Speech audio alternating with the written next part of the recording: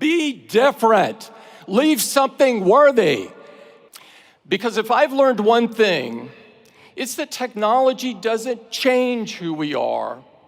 It magnifies who we are, the good and the bad. Don't get distracted. There are too many people who want credit without responsibility. Too many who show up for the ribbon cutting without building anything worth a damn. Our problems in technology, in politics, wherever, are human problems. From the Garden of Eden to today, it's our humanity that got us into this mess, and it's our humanity that's going to have to get us out. Here's a plain fact. Silicon Valley is responsible for some of the most revolutionary inventions in modern history. From the first oscillator built in the Hewlett-Packard garage, to the iPhones that I know you're holding in your hands, social media, shareable videos, snaps and stories that connect half the people on Earth. They all trace their roots to Stanford's backyard. But lately, it seems, this industry is becoming better known for a less noble innovation. The belief that you can claim credit without accepting responsibility. We see it every day now with every data breach, every privacy violation, every blind eye turned to hate speech, fake news poisoning our national conversation, the false miracles in exchange for a single drop of your blood. Too many seem to think that good intentions excuse away harmful outcomes. But whether you like it or not, what you build and what you create define who you are. It feels a bit crazy that anyone should have to say this. But if you've built a chaos factory, you can't dodge responsibility for the chaos. Taking responsibility means having the courage to think things through. And there are few areas where this is more important than privacy. If we accept as normal and unavoidable that everything in our lives can be aggregated, sold, or even leaked in the event of a hack, then we lose so much more than data. We lose the freedom to be human. Think about what's at stake. Everything you write, everything you say, every topic of curiosity, every stray thought, every impulsive purchase, every moment of frustration or weakness, every gripe or complaint, every secret shared in confidence. In a world without digital privacy, even if you have done nothing wrong other than think differently, you begin to censor yourself.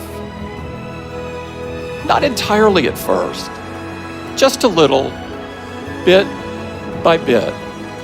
To risk less, to hope less, to imagine less, to dare less, to create less, to try less, to talk less, to think less.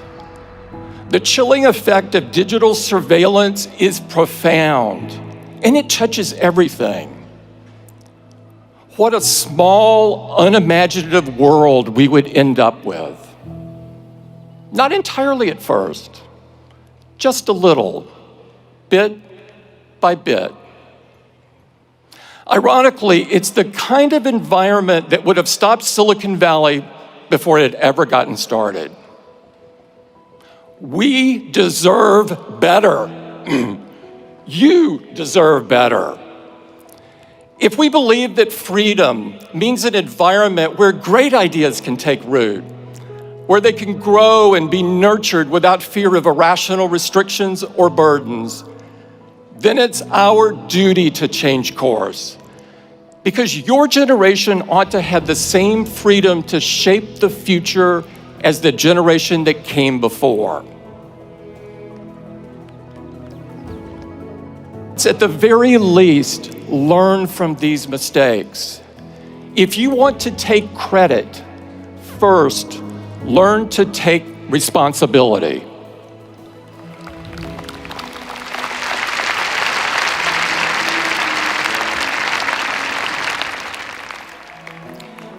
Now, a lot of you, the vast majority, won't find yourselves in tech at all. That's as it should be. We need your minds at work far and wide because our challenges are great and they can't be solved by any single industry. No matter where you go, no matter what you do, I know you will be ambitious. You wouldn't be here today if you weren't.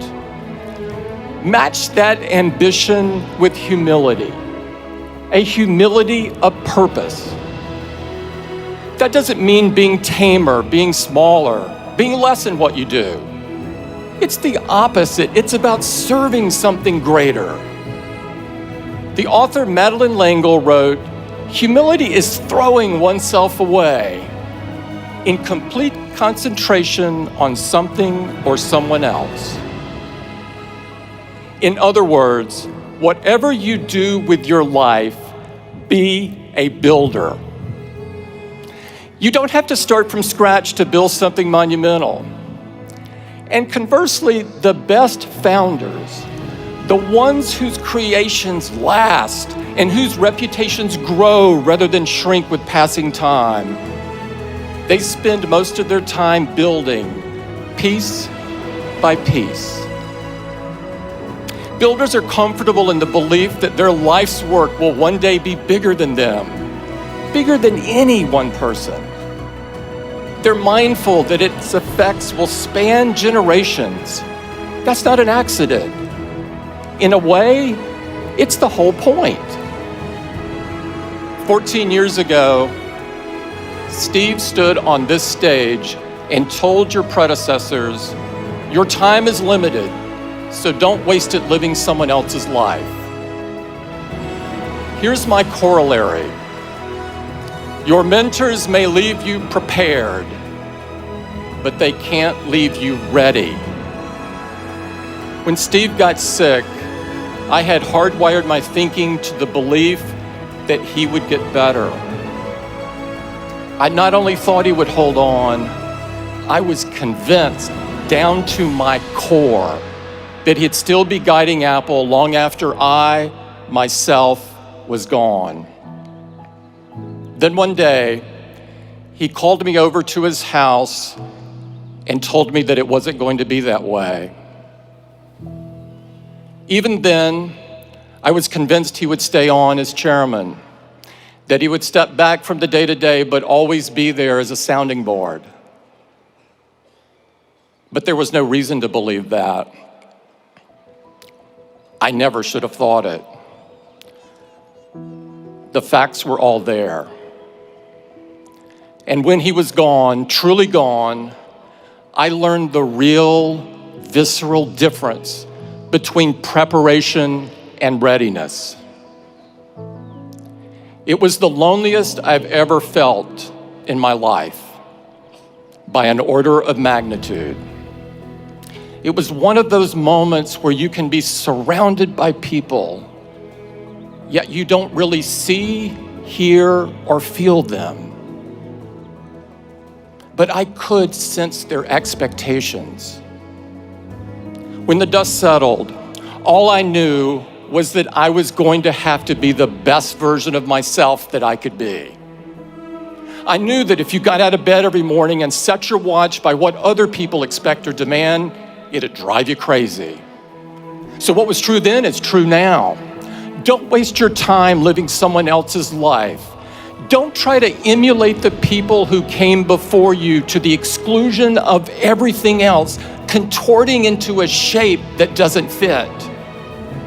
It takes too much mental effort that should be dedicated to creating and building. You'll waste precious time trying to rewire your every thought, and in the meantime, you won't be fooling anybody. Graduates, the fact is, when your time comes, and it will, you'll never be ready. But you're not supposed to be. Find the hope in the unexpected. Find the courage in the challenge. Find your vision on the solitary road. Don't get distracted.